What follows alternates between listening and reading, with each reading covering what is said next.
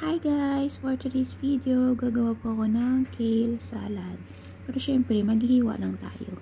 Yung sauce is yung amo yung gagawa. Dalawang uri po yan ng dahon.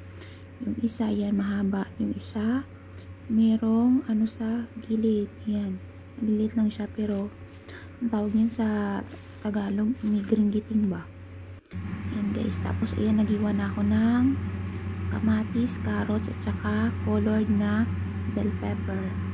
Yan, ganyan lang daw ka liit, ganyan yung slice.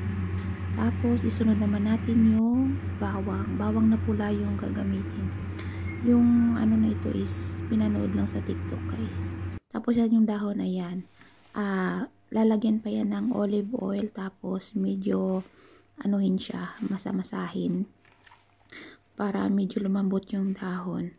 Pero syempre sila na ang gagawa guys.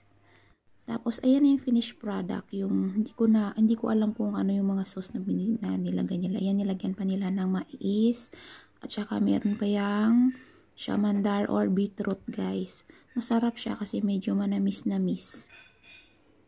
So ayan guys, kainan na. Ayan, sarap na sarap ng inday Actually dito lang talaga ako sa Bahrain natutong kumain ng mga salad guys.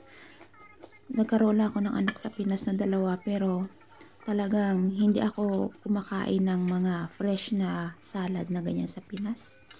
Kahit nung sa Saudi ako, hindi ako masyadong kumakain ng salad kasi hindi naman sila mahilig. Dito lang talaga sa Bahrain guys. Kaya ngayon, kahit umuwi ako ng Pinas, makakita ko ng salad is kayang-kaya ko nang kainin kahit ano pa yan.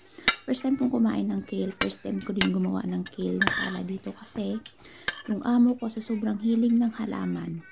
Pati mga ganyan guys, nagpatanim na siya doon sa sa labas, sa gate. Papakita ko sa inyo balang araw yung yung talagang puno niyan. So ayan na guys.